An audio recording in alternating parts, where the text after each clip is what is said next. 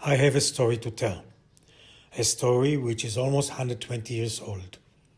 It begins with the construction of a railroad in East Africa, goes through the colonial office in London, arrives to Russia, and stops in Switzerland. This is a story about a Christian, a Muslim, and a Jew, and it is not a joke, that were sent to check out the Promised Land. This is the story of the Uganda Plan, which is actually in northeast of Kenya. This is a true story of the biggest lie in the history of modern Zionism. It all begins towards the end of the 19th century, when the British invested a huge sum of money in the construction of the railroad between the port of Mombasa to Lake Victoria. The train had begun its operation in 1902, and it was highly criticized for its construction and its operation costs. Sir Joseph Chamberlain, the colonial secretary, offered Theodore Herzl a large piece of land, about half the size of Israel, to resettle there up to 1 million Jews from Eastern Europe that had suffered riots and bloodshed. He didn't do it because of his love for the Jewish people. 1 million Jews, so Sir Chamberlain thought, will make this area prosperous and the train profitable. In August 1903, Herzl presented this offer to the Sixth Jewish Zionist Congress, and to his great disappointment, it almost destroyed the new Zionist movement that he established just a few years before. Some say that the opposition Herzl faced expedited his death 10 months later. On January 12, 1905, the expedition of the three men had arrived to the port of Mombasa. It was led by Colonel Gibbons, the Christian, who was joined by Dr. Alfred Kaiser, a Swiss biologist who converted to Islam, and Nachum Willabush, a young Jewish engineer. For 5 weeks, the expedition explored the proposed area and went back to their countries. 3 months later, they submitted 3 different reports to the acting committee of the Zionist Congress. While Gibbons' report was a positive one, Willabush was very negative. He wrote that this piece of land was not suitable because of lack of water, bad weather, and bad soil. He summed up his report by saying, "When nothing exists, nothing can be done." The acting committee published and adopted only Willabush's report and thanked His Majesty government for the offer. This place that we are talking about is Yosin Gishu, one of the most fertile areas in East Africa, which is considered to be the breadbasket of Kenya. David Matlow is one of the largest private collectors of Herzl's memorabilia. Among other things, he owns a rare original copy of the report. I have a full copy of this report. In 1965, Professor Robert Weisbord published a book called The African Zion. 60 years later, his research is still considered as the Bible of the Uganda Plan. I asked the professor why Willabush's report that was adopted by the acting committee is so far from the truth. Before he was an engineer, whether that qualified him to make a judgment on the agricultural potential of the Yosin Gishu Plateau is for every person to make his own decision. I just don't know enough about it. It's a question, a mystery that I've never really been able to resolve.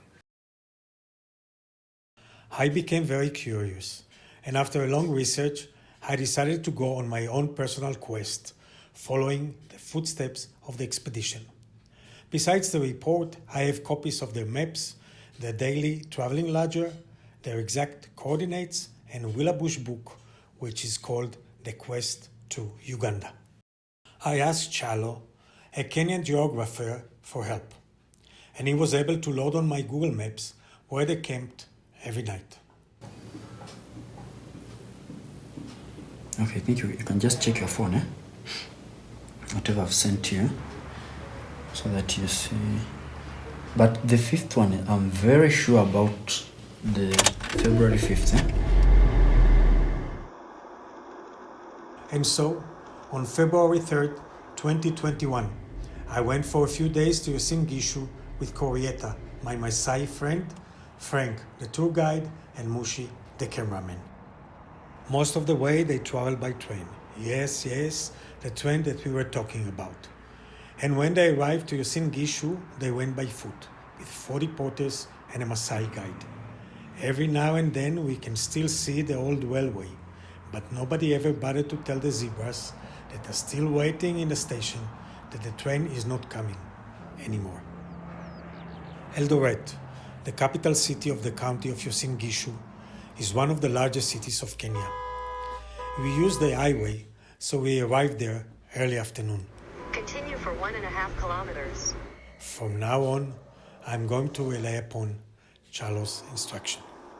From Willabush Report, February 3rd, 1905, the fifth day of our quest. On the last 3.5 miles, there was rather bad grass, small wood, and isolated acacias. Your destination is on the left. In the night, we camp on the swamp. Well done, Chalo.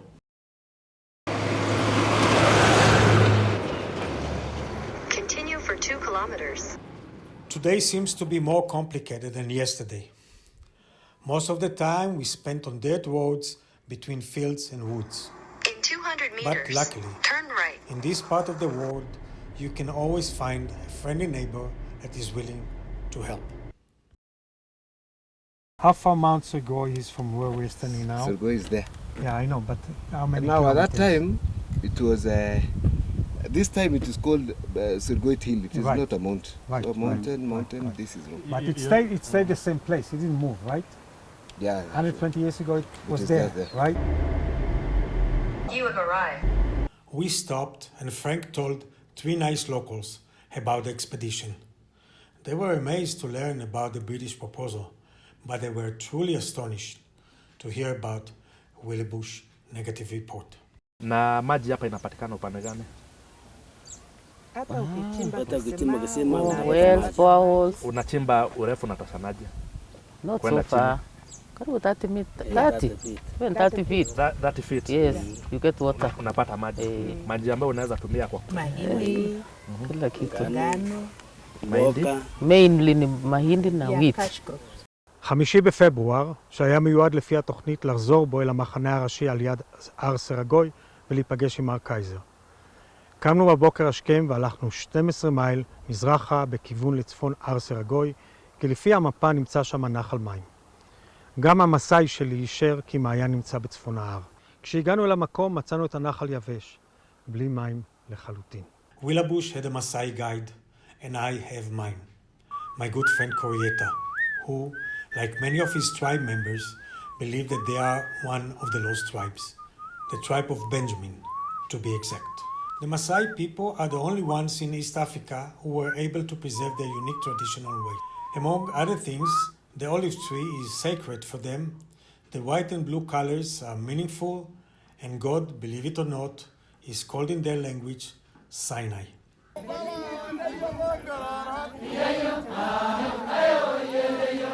See how they pray.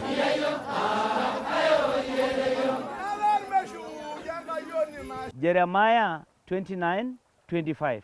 Again, we see the Maasai written in the Bible. Corietta reads the Bible in the Maasai language. Nji ejo olaidoriani lolorani anga ye Israel irrewaye yempala tenkarna ilono ino iltonga airriwaki iltung'anak pooki le Jerusalem o Zephaniah olayioni le Maasai.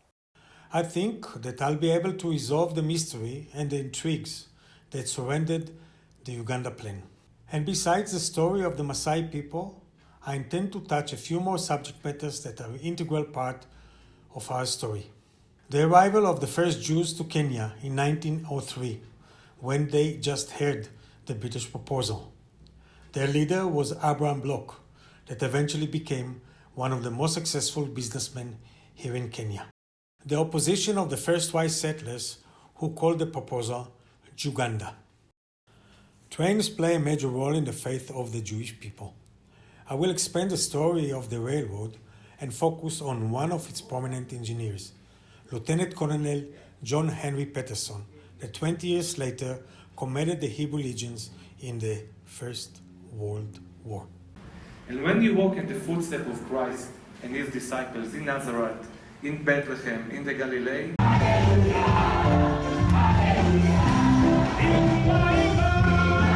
the Bishop of Mombasa was in favor of bringing the Jews to Kenya.